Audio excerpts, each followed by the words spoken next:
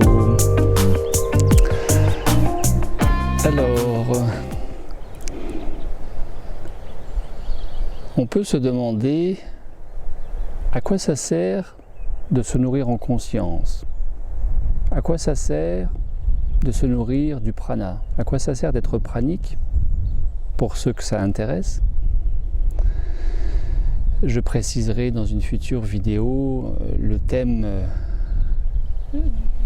ou la question qu'on m'a déjà posée, à laquelle je répondrai à cette occasion, qui est: est-ce que la nourriture pranique est une voie indispensable? Est-ce que c'est pour tout le monde? Est-ce que c'est nécessaire? Est-ce que c'est obligatoire? Est-ce qu'il faut passer par là, entre guillemets? Je répondrai à cette question prochainement. En attendant, on peut légitimement se poser la question, mais à quoi ça sert que de se nourrir en conscience, de se nourrir du prana? Eh bien, tout simplement, d'être davantage conscient. Oui, mais alors qu'est-ce que c'est que d'être conscient? C'est pas évident. C'est pas évident. Je vous invite à définir vous-même la conscience. Qu'est-ce que la conscience? Au-delà du mental, au-delà de réfléchir, qu'est-ce que la conscience? Pas facile. Eh bien,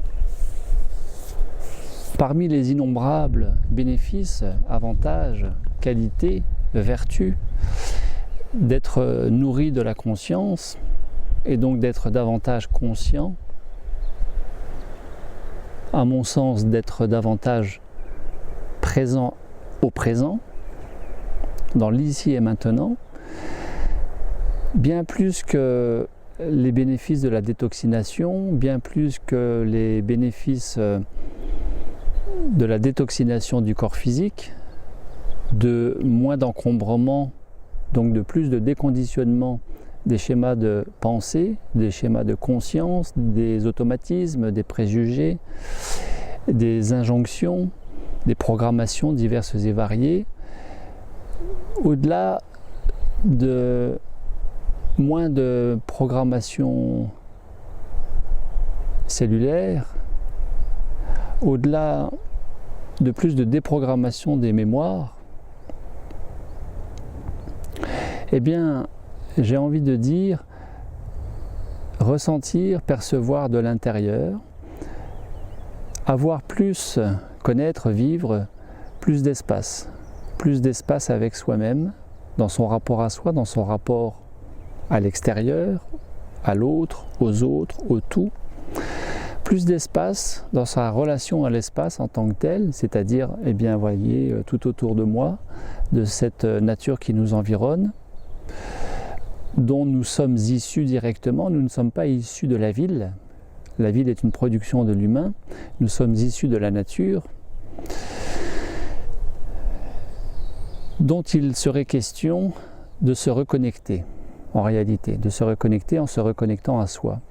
Et donc, parmi les innombrables bénéfices à une nourriture davantage en conscience, eh bien, et au travers de cette reconnexion avec soi-même, j'avais envie de parler aujourd'hui de cet sentiment de liberté, d'espace, de légèreté, autrement dit de la joie qui émerge. On ne sait pas trop comment, on ne sait pas trop d'où ça vient, et pourtant c'est là, c'est centralisé au niveau du cœur, au niveau du thorax. Ça n'a plus rien à voir avec ces émotions qui viendraient du ventre, du plexus solaire, ou quelque chose qui serait plus encore mentalisé, qui viendrait de la partie supérieure, la sphère supérieure, c'est-à-dire la tête. C'est vraiment à partir de là, et je trouve que ça valait le coup de vous en faire part, au travers de demandes spontanées de plusieurs personnes, au travers de sources d'inspiration possibles qui m'arrivent au fur et à mesure. Eh bien, j'avais envie de vous illustrer, c'est la meilleure façon d'en parler à mon sens, illustrer ce thème de la joie, d'être davantage nourri par la conscience et donc d'être davantage présent au présent. Avec, vous allez le voir, différents niveaux, différents domaines de joie. Une joie simplement physiologique, on va dire ça comme ça, une joie plus affective au niveau de l'amour, du sentiment amour, une joie davantage spirituelle au niveau d'une certaine conscience dite supérieure. Et donc, pour vous parler de ça, j'avais envie de vous parler de Sylvie. Sylvie qui est aujourd'hui à la veille de la fin de son processus de 21 jours. Je vous en ai parlé dans la toute dernière vidéo sur centrage et expansion. Demain, c'est son 21e jour. Bravo Sylvie. Et qui m'écrit le 9 avril, au 9e jour de son processus pranique. Salut Gabriel, donc voici mon rêve, fait cette nuit, après notre méditation commune. Méditation commune, ça veut dire que je l'ai accompagnée en guidance pranique via Skype le soir même où elle fait ce rêve. Dans mon rêve, je me suis retrouvé en présence d'un enfant de 3 ans que je tenais dans les bras. Il ressemblait plutôt à mon petit voisin que j'ai vu naître il y a une dizaine d'années. Toute mon attention était focalisée sur cet enfant que je tenais dans mes bras et mon amour était dans l'attraction de cet enfant. C'est comme si j'étais dans l'attraction de son âme, une force qui avait du pouvoir et qui était remplie d'amour et que je ne voyais pas. Je ne dirais pas que c'était de l'amour humain, c'était un amour supérieur.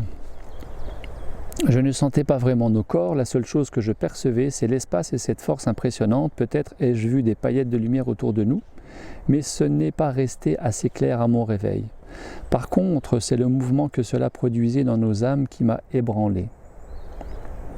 Un mouvement fort autour de nous, d'amour et d'aimantation, pour cette petite âme si facile à aimer. C'était tellement bon de l'aimer facilement, parce qu'il était prédisposé à cela. Cet enfant ne bougeait pas dans mes bras, il me regardait, c'est tout. Il ne me faisait pas de câlin, il ne cherchait pas à m'embrasser. Il était juste dans la lumière et la force et moi, et dans la force et avec la force. Et moi, je l'aimais avec beaucoup d'attraction et un désir puissant d'aimantation, c'était irrésistible. Juste en le tenant dans mes bras, sans le presser contre moi. Dans la vie quotidienne, quand je suis réveillé, je ne peux vivre cela ni en vision, ni avec force, en action et en conscience. Dans mon rêve, nous étions dans l'espace, mais sur Terre, et sous la domination d'un amour supérieur. Je n'ai jamais connu cela avant. L'amour humain est beaucoup plus doux et beaucoup moins violent que ça, pour ma part. Je ne sais pas pourquoi. J'avais autant de désir de l'aimer. Je t'envoie plein de soleil et de reconnaissance, Sylvie. Voilà quelque chose de fort qui est témoigné d'une personne qui est en plein processus nourriture pranique, donc qui est en pause alimentaire solide, qui en est à son 9e jour de pause alimentaire solide. On imagine qu'il est dans une phase de détoxination avec des effets plus ou moins désagréables liés à la détoxination et qui pourtant connecte quelque chose de fort, de puissant, de beau, suffisamment fort et beau pour m'en faire part, m'écrire ce témoignage et me relater avoir, chose que je vous transmets aujourd'hui, me relater avoir connecté une qualité d'amour avec un petit enfant de 3 ans. La question pourrait se poser légitimement, est-ce que cet enfant qui ressemblait à son voisin, aujourd'hui adulte, est-ce que ce petit enfant ne serait pas peut-être l'enfant intérieur, cet enfant que nous portons tous, l'enfant intérieur, la petite voix.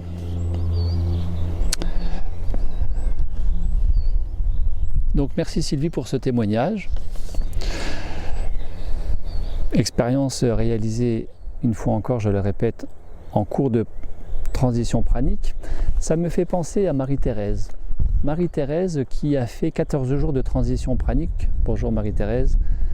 14 jours de transition pranique en décembre 2016 et qui s'est arrêtée pour les fêtes de Noël, pour partager les festivités, pour festoyer en famille, à son niveau, avec son niveau de conscience. Je dis ça parce que c'était pas forcément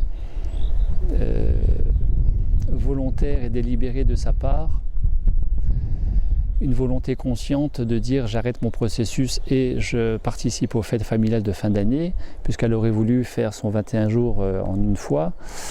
Donc c'est quelque chose qui va se reprendre prochainement.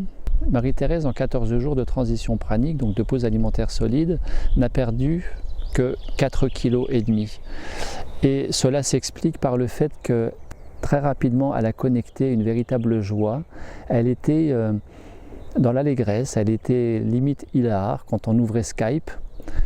Quand on ouvrait Skype avec Myriam, bonjour Myriam, parce que c'était le binôme de décembre, Myriam et Marie-Thérèse qui faisaient une transition pranique en même temps, en simultané. Myriam qui a fait 16 ou 18 jours de transition pranique et Marie-Thérèse qui a fait 14 jours, qui n'a perdu que 4,5 kg. Myriam qui en 16-18 jours a perdu quasi 10 kg. L'état émotionnel, l'équilibre émotionnel, mental n'était pas du tout le même. Myriam était dans davantage d'anxiété quant au fait de ne pas manger ou d'expliquer à sa famille qu'elle était passée à une autre nourriture. Donc c'était sujet à un déséquilibre émotionnel et qui, entre guillemets, pompait de l'énergie, ce qui explique aussi, en plus de la détoxination, pourquoi est-ce qu'elle a perdu 10 kg alors que Marie-Thérèse, en 14 jours, n'a perdu que 4,5 kg. Pourquoi? Parce qu'elle a connecté la joie. Elle a connecté la joie et c'était véritablement très agréable de la voir, de sentir cette énergie. Elle ne savait pas l'expliquer, en tout cas elle savait la localiser. C'était une manifestation, une expression de la région du cœur, la région du thorax, ça se passait ici. Et elle se sentait dans une ouverture et dans un embarrassement au monde, on va dire ça comme ça. En tout cas c'est un petit peu ce qu'elle disait. Elle était dans la légèreté, dans l'insouciance, elle était calée sur le présent et ça rayonnait, c'était un véritable soleil. Raphaël, un homme, me témoigne de ceci, je vous le lis. Je salive plus qu'avant et encore plus quand je cours. Alors, pourquoi est-ce qu'il dit ça? Parce que quand vous passez tranquillement en nourriture pranique, quand vous avez suffisamment détoxiné, il y a cette fameuse salivation qu'on appelle dans les écrits védiques indiens et dans les shastras, dans les Védas et dans les shastras, on appelle ce mécanisme et le produit de ce mécanisme le soma prana, qui est de la salive imprégnée de prana et qui va se transformer en salive épaisse, un petit peu sirupeuse, un petit peu mielleuse, qui n'est pas sucrée, et que en déglutissant, ça va nourrir l'organisme. C'est du prana liquide, on va dire comme ça. On va résumer ça facilement comme ça. Et donc Raphaël qui dit, et quand il court. Alors pourquoi quand il court? Parce que nous savons que l'activité physique produit de l'énergie, puisque c'est prouvé scientifiquement. Au niveau des cellules de l'organisme, il y a des centrales énergétiques que l'on appelle les mitochondries et qui vont être multipliées du fait de l'activité physique, tout simplement pour produire davantage d'énergie, ce que les médecins vont appeler ATP, adénosine triphosphate, produit par ces mitochondries au niveau des cellules. Eh bien, l'activité physique va multiplier, augmenter la production de salive, tout simplement pour amener l'énergie à l'organisme qui est en activité physique, mais aussi par le biais d'une multiplication de ces mitochondries au niveau de la cellule, ce qui explique que ça salive davantage en relais pranique et surtout en activité physique. J'ai une course à pied de 10 km fin avril, on verra ce que ça donne. Merci encore pour tout, car tu y es pour beaucoup dans ce qui m'arrive. C'est moins important ce détail. J'arrête pas de pleurer d'émotion, de bonheur. Est-ce normal? Point d'interrogation. Je suis dans un état d'évidence, c'est incroyable. Je connais cet état pranique, je n'arrive pas à l'expliquer. C'est comme si j'y étais retourné, comme si je me réveillais d'un coma, c'est troublant. Voilà, j'arrête pas de pleurer, d'émotion, de bonheur, est-ce normal? Eh bien, une fois encore, l'illustration de ce que provoque la nourriture en conscience, c'est simplement d'être là, calé au présent, libéré de cette emprise sur du mental qui a l'emprise sur nous au niveau du passé, au niveau du futur, de lâcher prise. Et en lâchant prise, simplement regarder, c'est l'ouverture. Et qui dit ouverture dit accueillir. Et donc, c'est la vie qui circule et qui va nous reconnecter.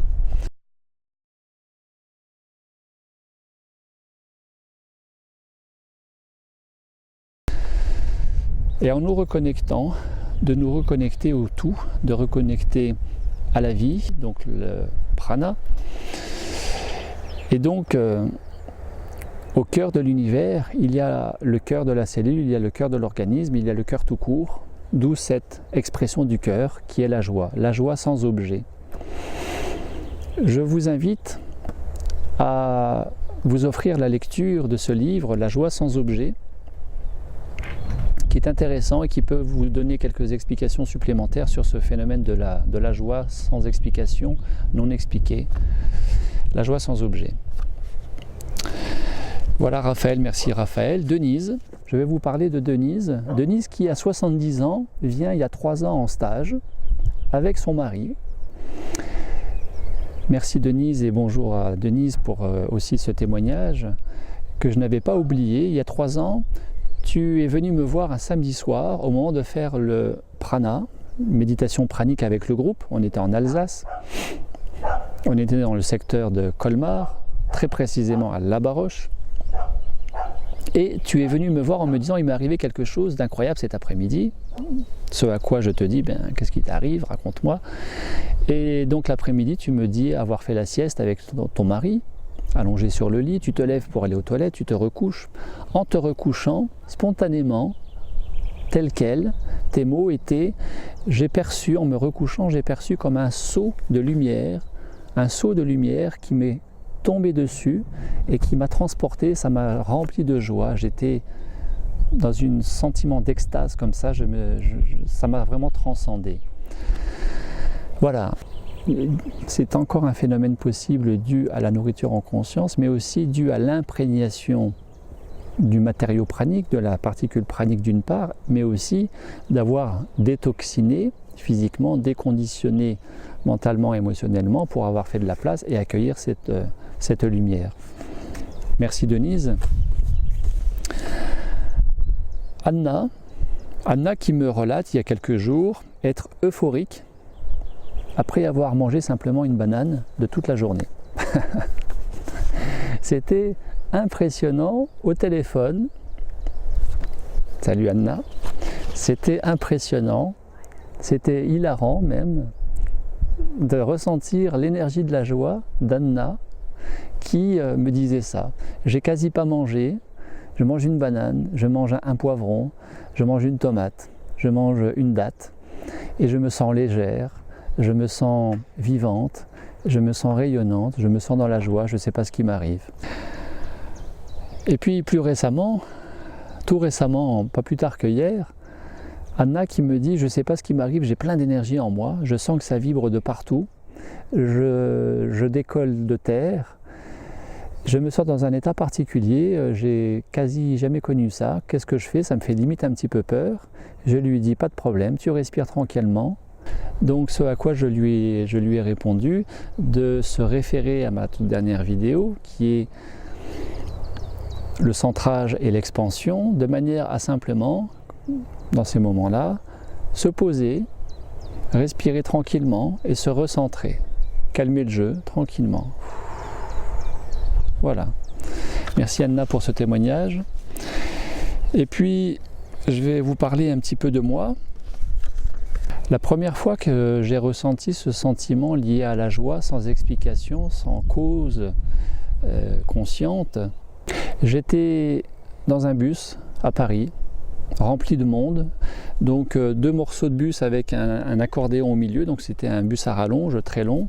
Il y avait au moins, je dirais, une 50aine de personnes dans ce bus tramway, et j'étais debout, je me tenais à la rampe, et puis c'est arrivé comme ça. J'ai senti ici cette ouverture se faire au niveau du cœur, et j'ai senti avoir un amour très intense, très important pour toutes les personnes dans ce bus. Je n'avais jamais ressenti ça de ma vie.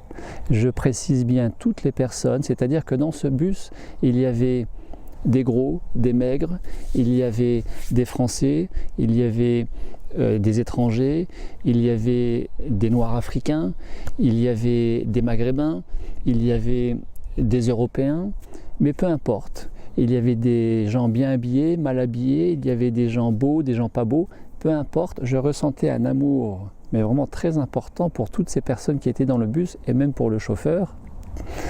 Mais c'était très fort, très très fort. Ça m'a vraiment interpellé. Une autre fois, je me suis promené le long d'une rivière. Il y avait sur mon chemin, assez éloigné de cette rivière, un canard qui était sous un arbre que je n'avais pas vu, puisque je marchais un petit peu tête baissée en réfléchissant. Je relève la tête, j'arrive à hauteur de cet arbre et je vois ce canard.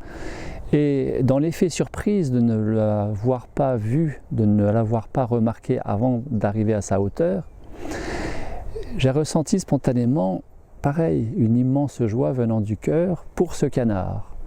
Forme de vie particulière qui était ce canard, et je lui ai spontanément adressé la parole, je lui ai parlé, il a répondu en battant de la queue derrière comme ça et en faisant vraiment un coin.